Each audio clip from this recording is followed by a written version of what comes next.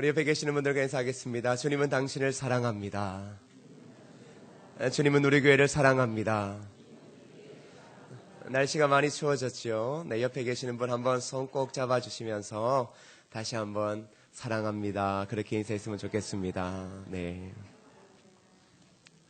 하나님께서 우리 교회를 시대 가운데 귀하고 아름답게 사용하여 주실 줄 믿습니다. 교회를 교회답게, 성도를 성도답게 만들어 주실 그 하나님을 기대하며 그렇게 신앙생활하는 저와 여러분 되기를 주님의 이름으로 축복합니다. 저는 오늘 교회의 4대 철학 중 두 번째로 다음 세대의 꿈이 있는 이 공동체에 대해 하나님의 말씀을 전하려고 합니다. 여러분, 다음 세대라고 하는 주제는 한국교회에서 10여 년 전부터 이야기가 되어진 것입니다. 그러나 이 문제는 한국 교회뿐만 아니라 전 세계 교회의 이 중요한 화두였습니다. 여러분, 오늘 저와 여러분이 기억하고 있는 옛날 주일학교의 모습 어떻습니까? 다정다감하고 늘 언제나 즐거움이 있던 그런 주일학교의 모습 떠오르시죠? 그리고 성은교회도 옛날 주일학교 그러면 그래도 중고등부 아이들이 몇 명, 또 주일학교 아이들이 몇 명 있었던 그때를 기억하시잖아요. 그런데 그러한 기억들이 오늘은 우리의 마음 가운데 아픔으로 다가오고 있는 현실입니다. 옛날에는 그렇게 많은 사람들이 있었는데 이제는 그 자리에, 여러분이 떠난 그 자리에는 이제 몇 명 되지 않는 아이들만 있을 뿐입니다. 불과 1세대가 바뀌기도 전에, 한 세대가 지나가기도 전에 한국교회 주일학교는 거의 폭탄을 맞은 듯 무너지고 있는 게 지금 교회의 실정입니다. 그래서 교회들마다 10여 년 전부터 다음 세대의 꿈이 있는 교회, 그렇게 다 같이 표를 걸고 달려왔습니다. 그래서 좋은 프로그램을 찾아도 다녀봤지만 어느 것 하나 지금 돌아보고 나니까 교회를 제대로 살린 것, 주일학교를 제대로 살린 것은 보기 어려울 뿐입니다. 여러분, 장년이 많은 교회, 대형 교회를 가보세요. 그래도 주일학교의 인원은 너무나 극히 작을 뿐입니다. 그건 다시 말하면 그 교회의 주일학교가 작다라는 것은 미래가 암담함을 보여주는 것입니다. 어쩌면 한국교회의 많은 사람들이, 또 많은 교회들이 다음 세대의 중요성을 알고 있지만, 그러나 이미 두 손 두 발을 다 놓은 채 그저 어찌할 줄 몰라 시간을 보내는 것만 같기도 합니다. 그런데 여러분, 그 미국의 유명한 교회라고 불려지는 윌로우 크릭, 그리고 새들백 교회, 뉴라이프 등의 이 교회들은요, 이렇게 모두가 어렵다라고 할 그때에 새로운 변화를 시도했습니다. 다음 세대가 전 세계적인 문제였는데 미국의 이 유명한 새 교회에서는 어떤 일을 했냐 그러면 바로 아이들 중심으로 교회의 시설을 바꾸었는데, 조금만 바꾼 것이 아니라 교회의 70%를 완전히 다음 세대를 위하여서 다 바꾸었다라는 것입니다. 즉, 기존의 모든 것들은 장년 중심의 사역 아닙니까? 오늘 우리 또한 장년 중심의 사역들입니다. 그런데 다음 세대를 고민했던 교회들이, 그렇게 크게 성장했던 교회들이 성장을 하더라도 다음 세대의 암담함을 그들 스스로가 느꼈습니다. 그랬더니 많은 사역들을 가지를 하나둘씩 치기 시작하더니 교회 자체를 아예 다음 세대를 위해서 건물 자체의 활용도를 바꾸어 버렸다라는 사실입니다. 여러분, 이렇게 급격하게 바꾸어야 될 이유가 왜일까요? 왜 급격하게 이들은 변화를 시도했을까요? 그것은 바로 교회의 중요한 사명인 사람을 세우는 일 때문에 그렇습니다. 혼탁한 시대 가운데 참된 복음으로 세워져야 될 예수 그리스도의 제자 한 사람을 세우기 위해 그 미래를 바라보며 이들 교회는 뼈를 깎는 노력을 했던 것입니다. 그러기에 작년의 모든 사역들의 시스템들을 결국 어린아이들 중심으로 변화시켰던 것이지요. 여러분, IBM 회사에서 있었던 유명한 일입니다. 이 장래가 촉망되는 이 부사장 한 분이 있었습니다. 그래서 이제 모험적인 투자를 하다가 이 1천만 달러의 손해를 본 거예요. 그러니 여러분, 1천만 달러면 얼마나 큰 돈이겠어요? 그랬더니 어느 날 그 회사의 그 IBM의 창시자였던 그 비즈니스계의 전설이라고 불리는 톰 왓슨이라고 하는 사람이 그 부사장을 호출했습니다. 그때 그 부사장은 직감했죠. 내가 손해를 끼쳤기 때문에 나를 자르려고 하는구나 라고 해서 그 톰 왓슨 경 앞에 그가 딱 섰습니다. 그리고는 이렇게 말하는 겁니다. 회장님, 제가 생각하기에 회장님께서 저를 이렇게 호출하신 것은 제가 회사에 1천만 달러나 되는 그러한 손실을 보게 된 것 때문에 제가 사임하라고 저를 부르신 것 같은데 제 사임서를 이미 적어왔습니다. 제 사직서를 받아주세요 라고 말했습니다. 그랬더니 그 왓슨경이 웃으면서 뭐라고 이야기하냐 그러면 당신 지금 내 앞에서 농담하는 겁니까? 이제 저는 막 자네의 교육비로 1천만 달러를 투자했는데 난 자네의 사임을 허락할 수 없습니다. 여러분, 바로 이러한 일들이 우리 자녀들에게 뿐만 아니라 우리 교회 주일학교에도 있어야 될 때인 줄 믿습니다. 가끔은 교회들이 어린아이들은 투자를 해도 나오는 게 없잖아요. 그러니 주일학교의 사역을 과연 얼마만큼 투자해야 되는가? 그래서 교회마다 최소한 10% 이상은 주일학교에 투자를 해야 된다. 전체 교회 예산의 10% 이상을 최소한으로 투자할 때 그 교회의 미래가 그만이라도 살아 움직일 수 있다라고 이야기를 하고 있습니다. 여러분, 저는 10년 전에 주일학교 사역을 할 때 천안의 한 감리교회를 방문했던 적이 있습니다. 왜 방문했냐 그러면 그 교회는 주일학교가 2,500명이 나오는 교회였습니다. 그때 저희 교회도 주일학교 아이들이 한 1,700명 정도가 나왔고요. 총동원 주일을 하면 2,500명에서 2,700명의 어린 아이들이 나오던 교회였습니다. 근데 여러분, 2,500명 되는 아이들이 나오니까 그래도 저희 교회보다는 많았잖아요. 그래서 탐방을 갔습니다. 1박 2일로 탐방을 가서 주일날 그 예배를 드려보았는데 여러분, 시스템 별로 없더라고요. 그 교회 교육 목사도 없고 변변한 교역자도 별로 없더라고요. 그런데 아이들이 2,500명이 나오는 겁니다. 참 신기했던 것이지요.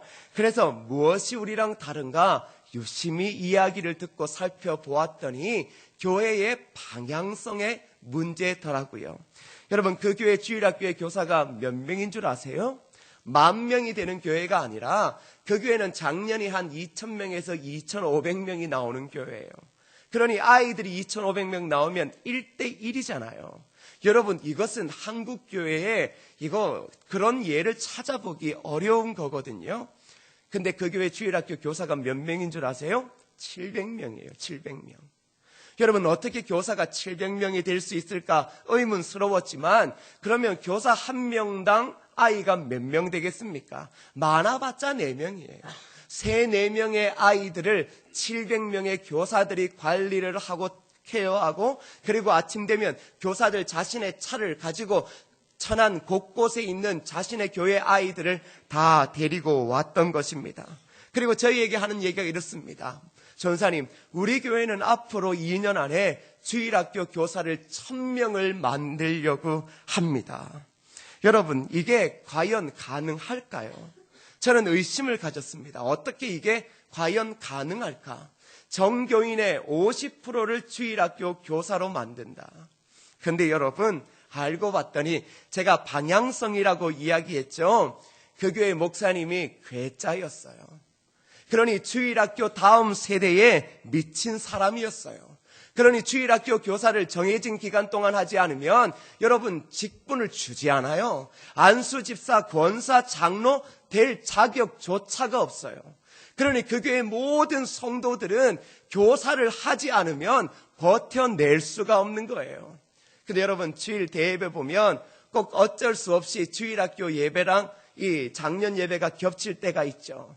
그때 그 목사님이 성가대를 얼마나 괴롭혔는지 몰라요. 당신네들 왜 이 자리에 앉아 있냐고. 찬송 안 해도 괜찮다고. 제가 여러분한테 하는 말 아니에요. 또 시험 들고 또 앞뒤 다 자르고 오해해서 이 목사님 수상하다 이렇게 얘기하시면 안 돼요.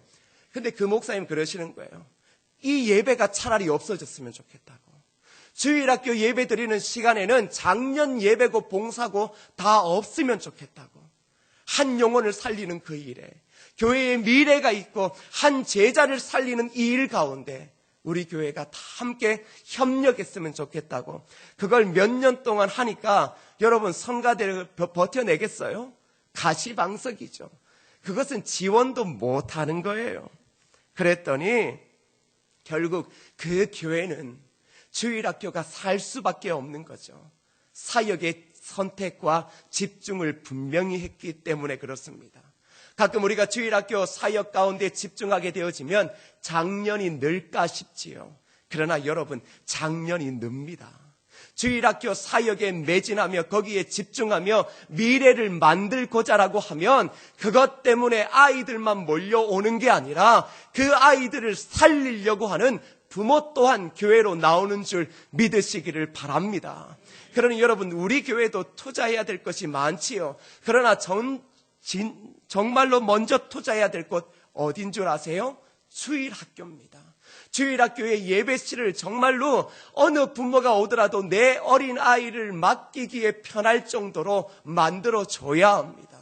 여러분, 우리는 추위도 견뎌낼 수 있고 더위도 견뎌낼 수 있습니다. 혹 이 온풍기가 고장이 나더라도 다음 주 예배 드리는데 굳이 시험 들지 않습니다. 차라리 기도하면 돼요. 은혜 달라고, 마음이 뜨거워 달라고 기도하면 우리는 견뎌낼 수 있잖아요. 근데 우리의 아이들은 그렇지 않잖아요. 그러니 우리가 조금 더 신경 써야 될 것, 아니 신경이 아니라 우리 교회의 미래를 생각한다라고 하면 우리의 초점과 우리의 관심과 우리의 사역의 핵심적인 모든 집중력은 바로 다음 세대를 세우는 그 주일학교 교육에 가야 한다라는 것입니다. 사랑하는 여러분, 2000년 7월 30일에 영국의 유력한 신문인 그 인디펜던트지에 이 결코 남의 일로 치부할 수 없는 그런 심각한 기사가 실렸던 적이 있습니다. 그 내용은 다른 것이 아니라 영국 국교회의 청소년 사역과 이 전도의 전문 기관이라고 하는 CAPS라고 하는 기관이 그 신문에 중요한 것을 기고를 했는데요.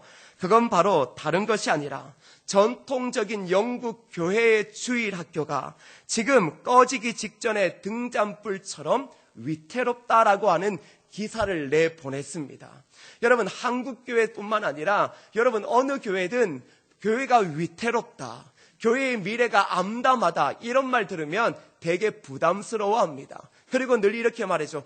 차라리 좋게 이야기해 주세요. 암담해 보이더라도 그래도 열심히 하면 된다라고 이야기해 주세요라고 하는 게 많은 사람들의 이야기입니다. 그런데 여러분, 그거 아니거든요.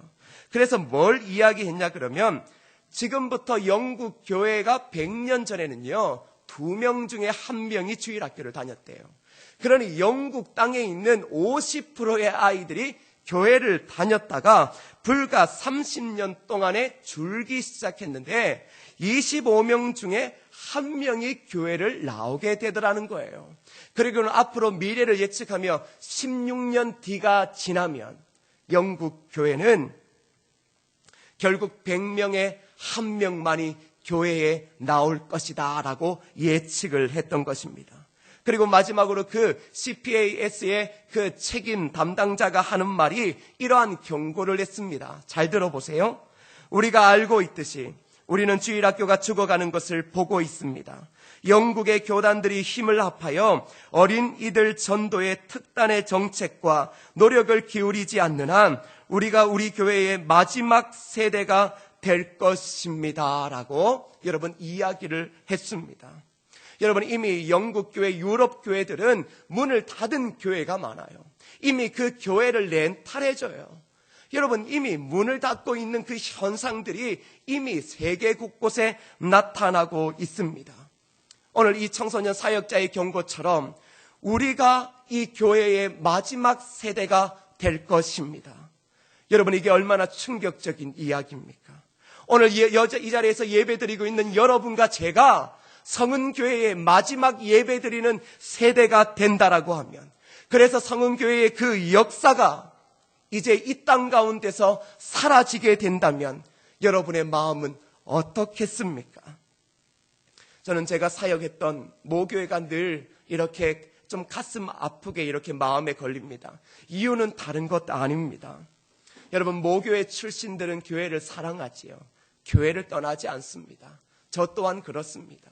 모교회에서 사랑을 받아서 사역자로 들어서게 되었죠. 사역할 수 없는 인격을 가진 사람을 사역자로 세워주셨어요. 그러니 봉급의 문제 이런 게 아니라 그저 주신 은혜를 갚기 위해 나보다 더 아름답게 시대 가운데 세워질 아이들을 양육하기 위해 저는 한 교회에서 15년 넘게 사역했죠. 그때 저희 교회 주일학교가 800명에서 시작해서 2000명까지 갔어요.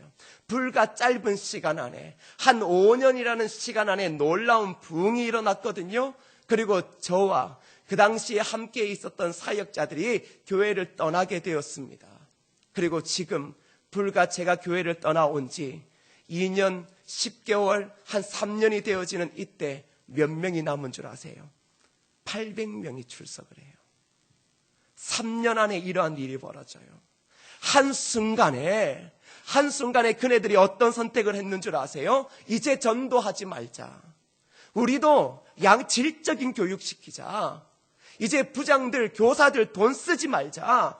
그것 때문에 교회 교사 안 한다, 부장 안 한다, 막 그런 논의가 일기 시작하더니 3년 안에 그 교회 1000명의 아이들이 다 사라지고 없었던 거예요. 여러분, 이게 실제로 이 한국 가운데 일어나는 일입니다. 우리 또한 그렇습니다. 지금은 그나마 여러분들이 우리 교회 젊은 집사님들, 그나마 결혼을 해서 어린 아이를 둔 부모가 있기 때문에 유치부가 존재하고 유초등부가 존재하지요. 근데 이분들이 교회를 안 나와본다고 생각해 보십시오. 과연 주일학교 자리에 누가 앉아 있을 수 있겠습니까? 심각한 문제입니다. 이건 단지 우리가 다음 세대를 위해 기도합시다. 다음 세대를 살려줍시다. 우리 교회는 다음 세대를 위한 프로그램이 있습니다. 여러분, 그걸로 되지 않아요. 프로그램으로 다음 세대가 산 교회는 이 땅에 한 군데도 없어요. 그만큼 심각한 현실입니다. 저는 우리 교회가 정말로 세상의 희망이 되자라고 말했습니다. 그래서 예배하는 공동체가 최우선이다라고 생각했습니다. 그리고 난 다음에 우리가 기억해야 할 것은 다음 세대의 희망이 있는 교회가 되지 않고서는 그 예배를 우리가 아무리 아름답게 드려도 이제 그 자리에 앉을 다음 세대, 우리의 자녀 세대가 그 자리에 없으면 여러분, 우리가 드려지는 그 예배 가운데 얼마나 가슴이 아프겠습니까? 그렇다면 다음 세대의 꿈이 있는 공동체, 이 공동체를 어떻게 세워갈까? 그것은 프로그램에 있는 것이 아닙니다. 즉, 신앙 교육을 통해 하나님의 다음 세대를 세워야 하는 것입니다. 근데 많은 사람들이 신앙 교육을 어떻게 해야 될지, 주일학교의 사역을 어떻게 해야 될지를 늘 따지고 고민하고 있습니다. 근데 오늘 그 다음 세대의 꿈이 있는 공동체를 만들 수 있는 그 유일한 방법을, 그 신앙의 원리를 이 신명기 6장이 우리에게 소개해 주고 있습니다. 우리가 잘 알듯, 우리가 교회 생활하면서 들어보셨듯 바로 이 본문의 내용은 쉐마입니다. 쉐마의 뜻은 무엇이냐 그러면 들으라 이스라엘입니다. 들으라입니다.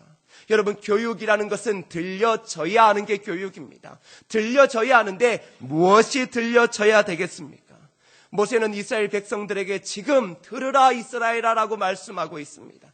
하나님의 음성을 받아서 그 자신들의 백성들에게 여러분 들으셔야 합니다. 여러분, 왜 들어야 할까요? 그건 바로 이스라엘 백성들이 출애굽하여서 이제 하나님이 주시는 가나안 땅으로 들어가잖아요. 그 가나안 땅에는 온갖 이방 잡신들이 그들을 기다리고 있었습니다. 고대 근동의 신가는 유일신이 아니라 범신론이었어요. 어떠한 것이든지 다 신으로 모시고 섬겼습니다. 그래서 그 당시에 가나안에 있던 사람들은 한 신만 섬기면 다른 신들이 노한다고 생각해서 여러분, 이 범신론을 가지게 되어진 거예요. 그런데 그 땅에 들어가는 하나님의 백성들에게 하나님께서는 모세를 통해 들으라라고 말합니다. 왜요? 하나님께서는 여러 신들을 섬기고 유혹이 도사리고 있는 그 땅에 이스라엘 백성들은 오직 한 분 하나님만을 섬겨야 될 것이다. 바로 그것을 들으라라고 말씀하고 있는 것입니다. 진리가 혼탁한 이 시대, 많은 청년들과 청소년들이 교회의 진리를 거부하며 스스로가 교회를 떠나가고 있는 이 시대에 여러분, 어떻게 여호와 하나님만이 유일한 하나님이다, 그걸 가르칠 수 있겠습니까? 어떻게 그 말씀을 통하여서 다음 세대를 세울 수 있겠습니까? 바로 오늘 본문을 통하여서 중요한 세 가지의 신앙교육의 원리를 살펴볼 수 있습니다. 여러분, 5절 말씀 함께 읽어보겠습니다. 5절입니다. 시작.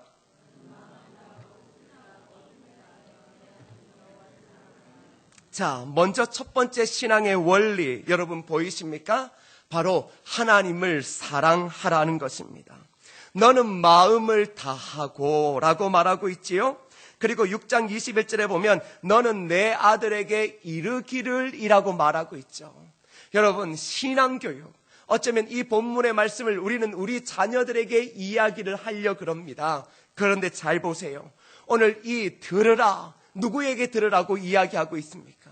하나님께서 다음 세대를 세우려고 하는 그 교회 가운데 들으라라고 말씀하고 있습니다.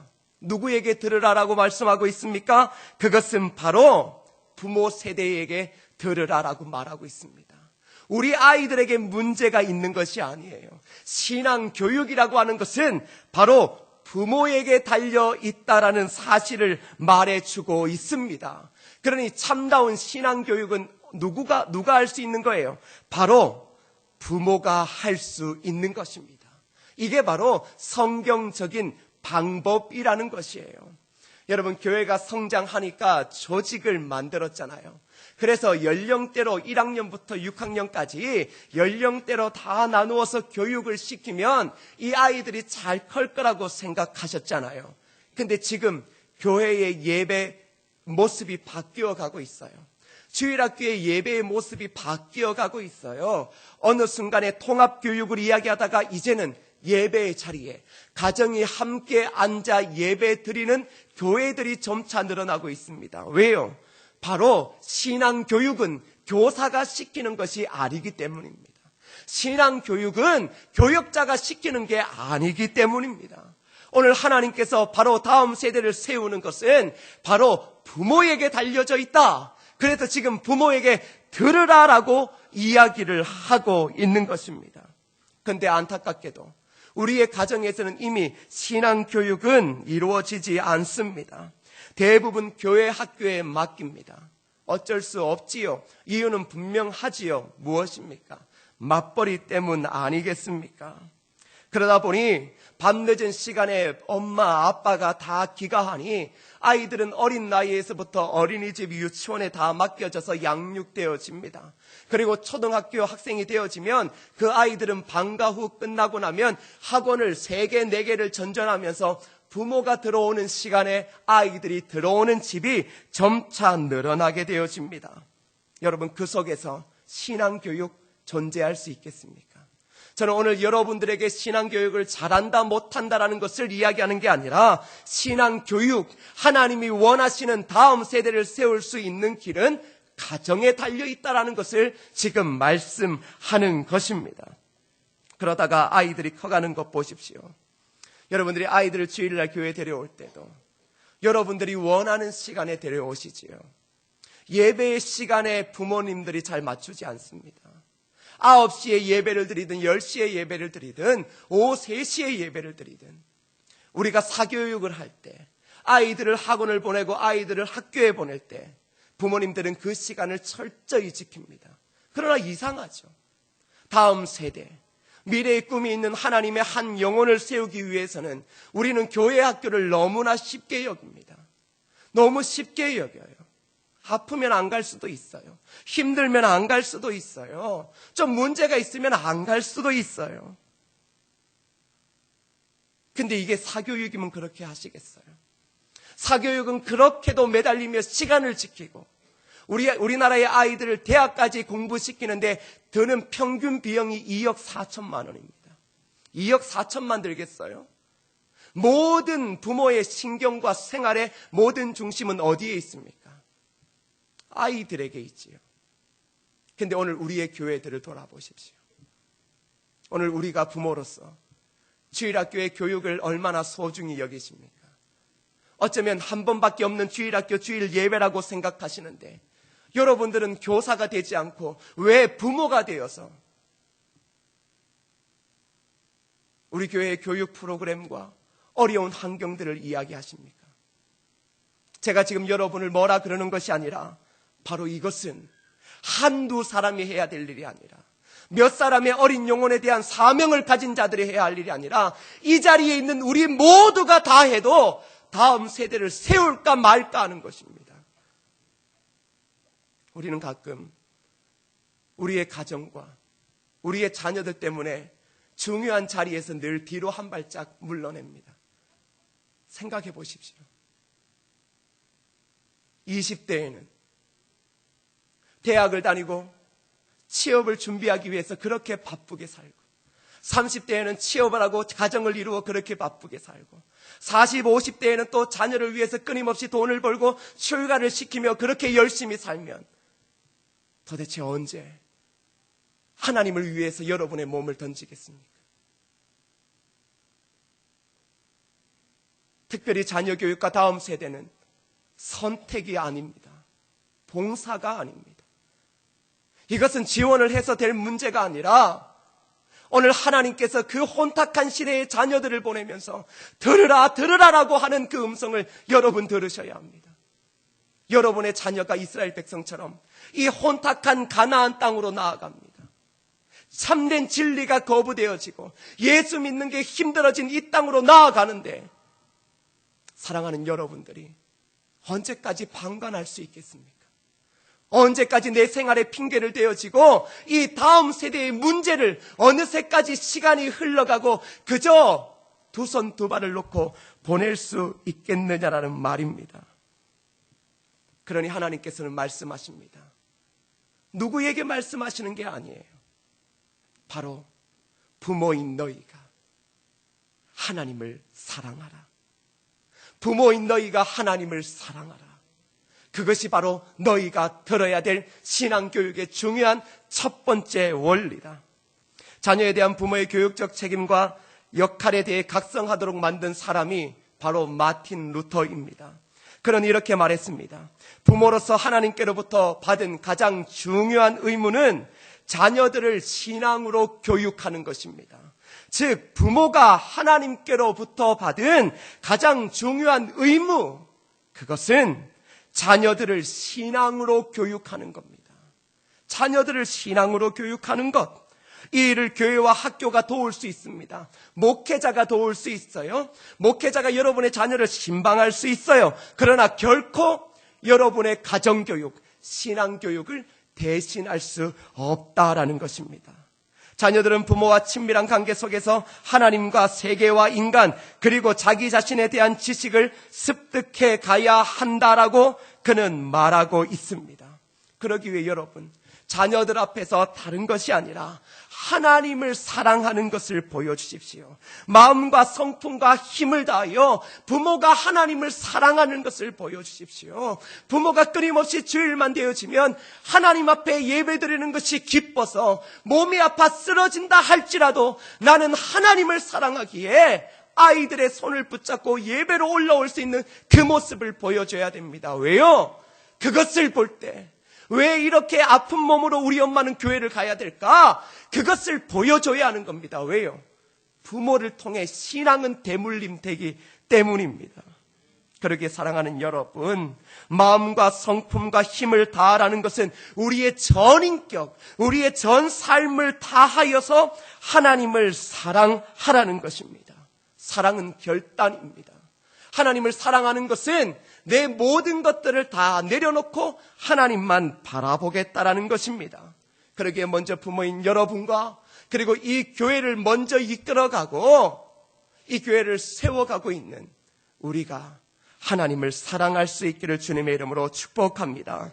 그렇다면 이제 6절 말씀 한번 보시겠습니다. 6절입니다. 시작. 신앙교육의 두 번째 원리, 다음 세대를 세울 수 있는 신앙교육의 두 번째 원리 무엇입니까? 바로 말씀이 드러나는 삶을 살아야 하는 겁니다. 마음에 새기라. 자, 들으라라고 이야기를 하고 그 다음에 부모에게 이 말씀을 마음에 새기라는 것입니다. 여러분, 마음에 새긴다. 이것은 무엇입니까? 그것은 이 하나님의 말씀이 단순하게 지식으로만 되어지는 것 아니에요. 이 말씀이 우리의 삶과 생각과 전 인격을 다 바꾸어 우리의 삶을 지배해야 한다라는 것입니다. 하나님께서 우리를 사랑하실 때 어떻게 사랑하셨습니까? 머리로 하시지 않으셨어요. 단순히 말씀으로만 하시지 않으셨어요. 그의 아들 예수를 이 땅에 직접 보내주시고 그 아들을 십자가에 못 박혀 죽으시게 하셨다라는 사실입니다. 여러분, 스탠포드 대학의 심리학자 젠센이라고 하시는 분이 유대 민족의 지적 능력이 다른 민족에 비해 우월하지 않다라고 연구한 결과를 발표했습니다. 가끔 우리는 자녀 신앙 교육 그러면 유대인들 이야기 하잖아요. 근데 유대인들이 타고날 때부터 지적인 게 아니다라는 거예요. 그것이 무엇 때문인가라고 했더니 유대인의 성경 비결은 딴 것이 아니라 숱한 고난 속에서도 그들이 지켜온 신앙 교육에 있었다라는 거예요. 유대인이 잘 될 수밖에 없었던 건 신앙 교육에 있었다라는 것입니다. 그래서 유대인들의 가장 중요한 신앙 교육의 장소가 어딘 줄 아세요? 교회가 아니었어요. 가정입니다. 가정. 그리고 그들에게 가장 좋은 신앙의 교사는 누굽니까? 부모입니다. 그래서 유대인에게 있어서는 가정교육은 신앙을 위한 것이지 지식이나 직업을 위한 것이 아니었어요. 그런데 오늘날 우리의 신앙인의 교육을 보세요. 그 가정교육의 핵심은 무엇입니까? 잘 먹고 잘 사는 길, 그것을 가르치는데 우리가 핵심을 두고 있잖아요. 그러나 유대인들은 가정교육은 오직 신앙입니다. 그래서 부모는 자녀 스스로 하나님을 알기 위해 기도하고 성경을 공부하고 싶도록 환경을 만들어둘 책임이 있는 것입니다. 그리고 부모가 성경을 읽고 연구하고 무릎을 꿇고 앉아 기도하는 것 등을 보면서 자녀들은 무의식 중에 바로 믿음을 배우게 되어지는 것이지요. 그래서 여러분, 유대인들은 철저하게 다음에 세 가지의 중심으로 살았습니다. 첫 번째는 하나님 중심입니다. 즉, 이것은 뭐냐 그러면 나는 아무것도 아니다라는 사실이에요. 나는 아무것도 아니지만 하나님 없이는 안 된다라는 것이지요. 그러면서 나는 하나님이 사용하시는 도구일 뿐이다 라고 하면서 어릴 적부터 하나님 중심의 신앙을 가르쳤던 겁니다. 두 번째는 회당 중심이에요. 그래서 이들은요, 이사를 할 때도 여러분, 자녀를 키울 때 우리는 어떻게 이사합니까? 어떻게 이사하시죠? 어떻게 이사하세요? 학군 보고 이사하시죠. 초등학교 때는 그나마 물레동 있습니다. 그러나 여기서 조금 힘이 있고 좀 힘들어도 대출받아 어디로 넘어가려 그래요? 목동 넘어가려 그러죠. 저도 좀 알죠, 이제. 아니면 여의도에 있는 그런 고등학교 가려 그러죠? 우리는 그래요. 우리의 중심이 뭐예요? 전형적으로 세상적이지요. 그러나 이들은 회당 중심이에요. 다시 말하면 교회 중심인 거예요. 이사를 가더라도 우리의 아이들이 걸어서 쉽게 교회를 갈 수 있는 곳으로 이사를 왔다라는 거예요. 그러니 여러분들이 이렇게 하면 안 됩니다. 이사를 가놓고 가까운 교회 가겠습니다. 이거는 지금 방법 자체가 앞뒤가 바뀐 거예요. 좋은 데를 찾아가고 그 다음에 교회를 찾는 것이지요. 그러니 원래는 제가 기도하고 있습니다. 하나님, 우리 성도들은 다 멀리 있는 사람이 많은데 그래서 나중에 나이가 많이 들면 그 먼 데서 가까운 교회 다니려고 하시는 분이 많은데 주님 그러시지 말고 양평동 쪽으로, 적어도 양평동에서 30분 안쪽으로 다 이사 오게 하여 주옵소서. 아멘 하신 분들은 이사 오셔야 돼요. 아니면 교회 사택이 있는 그 창건 에드웰 한 분씩 다 나가고 우리 교회 성도들만 거기에 다 몰려 살 수 있으면 좋겠습니다. 거기에 목사도 있고 장로님도 있는데 뭐 부부싸움 되겠어요? 부부싸움 하다가는 그 아파트 한 동밖에 없는 아파트 소문 다 나는 거지요. 이게 뭐예요? 하나님 중심, 교회 중심에 있었다라는 거죠. 더불어 셋째는 랍비 중심이었어요. 독특한 겁니다. 지금 말로 말하면 목사 중심이었어요. 그래서 이들은 자녀, 교육, 결혼, 이사, 사업 모든 것들을 할 때 누구와 상담을 해서 결정한 줄 아세요? 그건 바로 랍비를 통하여서 결정을 했다라는 겁니다. 그래서 지금도 유대인이 경영하는 공장에 가보면 이 랍비가 고용되어져 있습니다. 그래서 상담자의 역할을 해주는 거예요. 사랑하는 여러분, 이렇게 어린 시절부터 누구로 통해 영향을 받았어요? 가정을 통하여 영향을 받고, 그리고 그들의 삶의 중심이 되어지는 하나님, 교회, 그리고 목회자 중심의 그 세 가지의 중심을 통하여서 이 유대인들이 이 땅에 서가더라도 그네들이 한 나라를 지키고 신앙으로 뭉쳐질 수 있었던 것입니다. 그러기에 사랑하는 여러분, 우리도 우리의 삶의 선택과 포기가 지금 있어야 될 시점입니다. 가끔은 우리는 우리의 삶에 전혀 손해를 보려 하지 않아요. 희생하려 하지 않아요. 우리도 세상 사람처럼 이익을 위해 편법을 쓰고 자녀의 인생을 위해 사람을 속이고 부정직하게 살아가는 게 우리의 모습입니다. 근데 여러분, 이렇게 말하죠. 내가 이것을 너 때문에 이렇게 한다. 그것은 옳지 않은 것입니다. 옳지 않은 것을 자녀 때문에 한다라는 것은 자녀에게 부담이 되어지는 것이지요. 그러기에 사랑하는 부모 여러분, 우리 모두가 하나님께서 보여주셨던 희생의 삶과 헌신의 삶을 우리의 자녀들에게 보여줘야 할 줄 믿습니다. 그리고 마지막으로 여러분 7절 말씀 한번 보시겠어요? 7절입니다. 함께 읽겠습니다. 시작.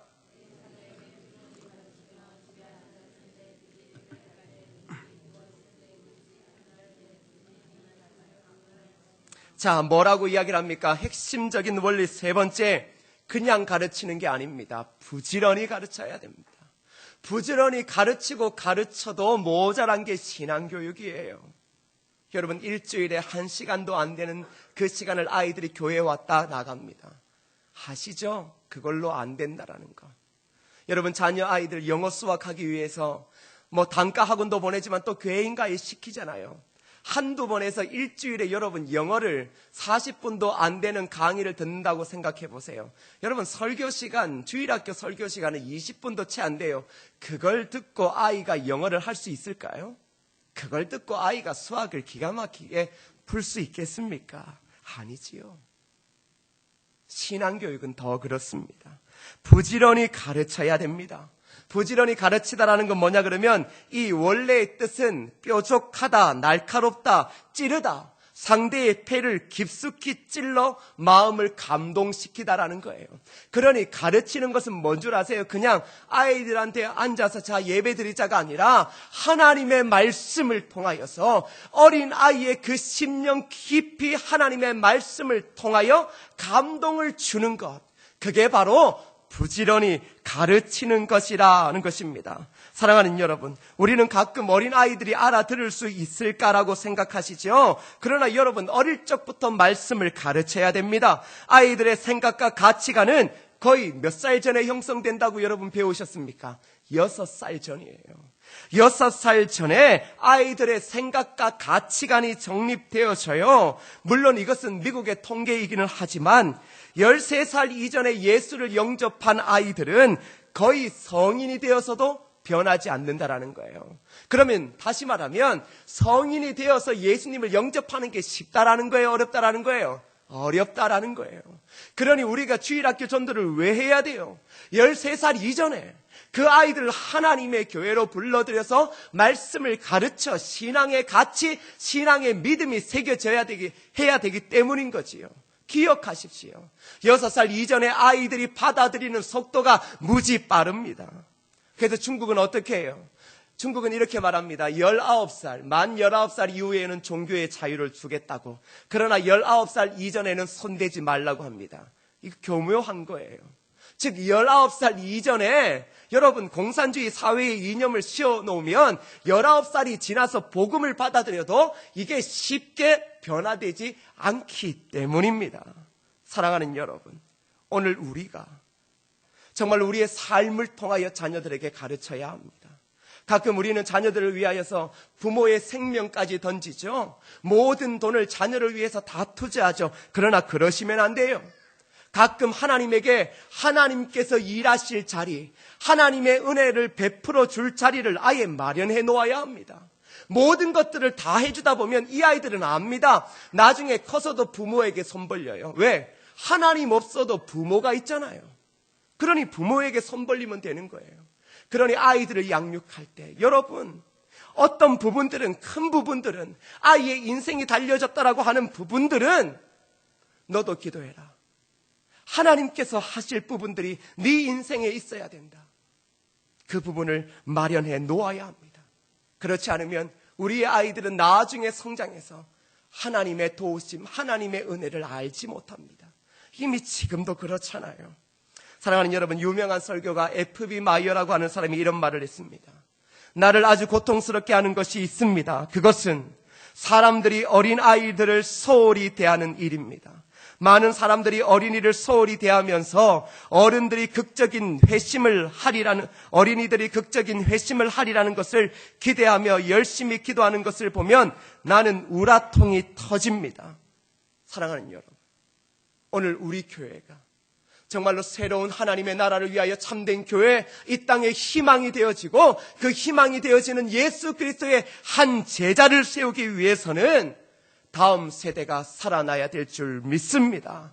그러니 우리의 마음들이, 우리의 사역의 많은 부분들이 점차적으로 해가 지날수록 다음 세대를 세우는 그 자리에 있어야 할 줄 믿습니다. 그러기에 여러분, 요즘 의학에서도 예방, 면역 이런 말 쓰죠. 예방의학. 문제가 생겨서는 예방할 수가 없잖아요. 그러니 예방해 두어야 하는 것이지요. 이미 우리 교회는 많은 아이들은 없습니다. 그러나 미리 준비해야 돼요. 많은 아이들이 올 때를 준비하며 우리는 어떻게 그들을 말씀으로 예방하고 하나님의 은혜와 그 놀라운 성령의 체험을 어릴 적부터 느끼게 할 것인가, 그걸 준비해야 하는 것입니다. 사랑하는 여러분, 오늘 제 설교를 오해하지 마십시오. 신명기 6장은 하나님의 백성들에게 들려지는 말씀입니다. 그러기에 오늘 아이들에게 요구하는 것이 아니라 부모에게 결단하라고 합니다. 너희들이 어떻게 하나님의 음성을 듣고 어떻게 결단하느냐에 따라 다음 세대가 존재할 수도 있고 다음 세대가 존재하지 않을 수도 있다라는 사실입니다. 교육은 프로그램이 아닙니다. 교육은 부모의 결단입니다.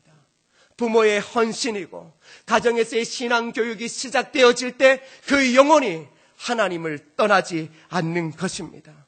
그러게 사랑하는 여러분, 이제 12월 마지막 주 정도 되어지면 우리는 임명을 할 것입니다. 늘 임명할 때마다 고민이 되어지죠. 물어봐야 돼요. 부장 하시겠습니까? 주일학교 하시겠습니까?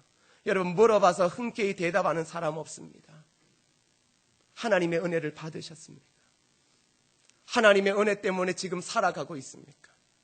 여러분의 자녀를 하나님이 원하시는 자리에 세우고 싶습니까? 그렇다면 하나님의 말씀 가운데 순종하십시오. 하나님의 음성을 들으십시오. 들으라 이스라엘아. 오늘 우리에게 성령 하나님께서 우리의 양심을 향하여 말씀하고 있습니다. 들으라 이스라엘아. 그 음성을 들어 하나님의 귀한 교회를 세울 뿐만 아니라 다음 세대를 세울 수 있는 귀한 공동체 되기를 주님의 이름으로 축복합니다. 이 시간 함께 찬양하시겠습니다. 여러분, 여러분의 생각을 좀 내려놓으십시다. 여러분의 환경을 좀 내려놓고 우리가 좀 생각해 보십시다. 환경 따지면 아무것도 할 수 없죠. 우리의 삶 따지면 먹고 살기 바쁘죠. 그러나 부모가 존재하는 게 자녀 때문이라고 늘 말씀하시죠. 자녀가 산다면 부모의 생명까지도 내어놓죠. 그렇죠? 근데 왜 하나님 앞에서는 왜 생명 내어놓는 일을 그렇게 힘들어 하십니까? 자녀를 세상적인 교육으로 시킬 때는 생명이 아니라 직장까지도 다 뒤로 등진 채도 나오는데 다음 세대를 세우고 우리 아이들을 세우는 그 일 가운데는 왜 늘 언제나 환경의 지배를 당하십니까? 다음 세대 말로 되는 것 아닙니다. 다음 세대에 꿈이 있는 목사, 교역자 몇 사람이 있어서 되는 것 아닙니다. 하나님께서 말씀하세요. 들으라 이스라엘아, 들으라 부모들아, 여러분에게 있다라는 겁니다. 주일학교 교사 지원하지 않으시죠? 중고등부 교사 없다고 하시더라고요. 교회 다니는 게 힘드시죠? 그저 일주일에 한 번 나오는 것도 부담되시죠? 사명도 때로는 다 뒤로 던져버리고 싶으시죠? 그러나 우리가 썩어지지 않으면 우리 다음 세대, 여러분이 그렇게 예뻐 보이는 그 어린 아이들, 이 땅 가운데 세워질 수 없습니다.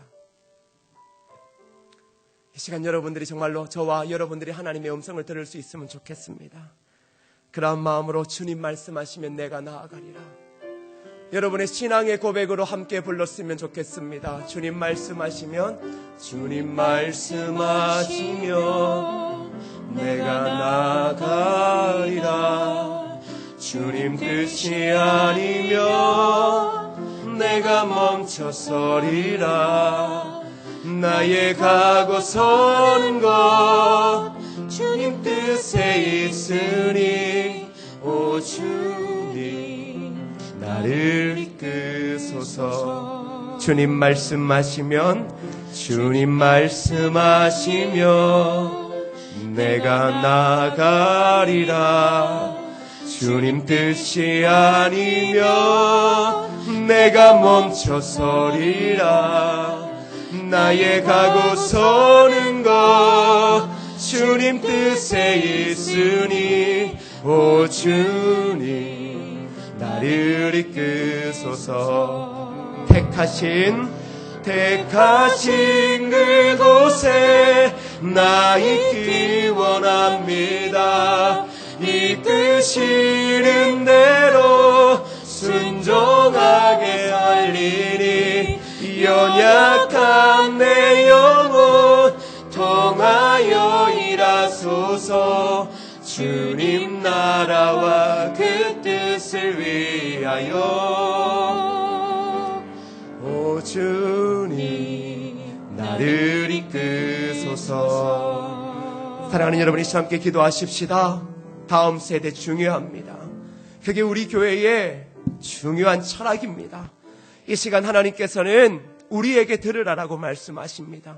우리에게 그 일을 위하여 사역의 선택과 집중이 필요하고, 기성세대인 우리들이 그 자녀를 키우기 위하여 믿음의 결단이 필요하다라고 말씀하고 있습니다. 언제까지 뒤로 물러서시겠습니까? 언제까지 이게 교사의 일이라고 방관하시겠습니까? 이건 부모가 신경 쓰지 않으면 교회 주일학교는 존재할 수 없습니다.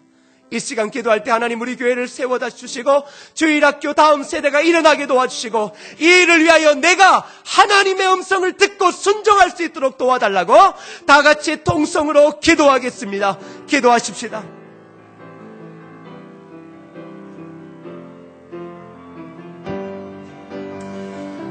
주여, 주여, 주여, 주여, 다음 세대를 살려주옵소서. 우리가 그 옛날 이 교회에서 어린아이들이 뛰놀았던 때를 기억합니다. 하나님, 그때를 추억만 할 것이 아니라 그때를 다시금 만들어내기 위하여 모든 성도들이 마음을 모으게 하여 주옵소서. 그 일을 위하여 생명을 던지게 하옵소서. 그 일을 위하여 모든 장년들이 마음을 모아 우리의 자녀들을 세울 수 있도록 주님 도와주시고 인도하여 주옵소서. 말로 되어지는 것 아닙니다. 말로 이루어지는 것 아닙니다. 주여, 우리의 자녀 세대들이 살아야 되는데, 우리의 자녀 세대들이 아버지 하나님 이 자리에서 살아야 되는데, 우리가 일어나게 하여 주옵소서. 하나님 아버지, 사랑하는 모든 성도들이 하나님의 음성을 들을 수 있게 하옵소서. 하나님의 음성을 들음을 통하여서 아멘으로 순종할 수 있도록 주님 도와주시옵소서. 다음 세대가 교회의 희망입니다. 다음 세대가 희망입니다. 다른 여태한 것들을 가지고 논하며 투쟁하는 것이 아니라 다음 세대를 살리기 위해 우리 스스로의 삶을 내려놓고 하나님 앞에, 영혼들 앞에 설 수 있는 부모들과 성도들 되어지게 하여 주옵소서.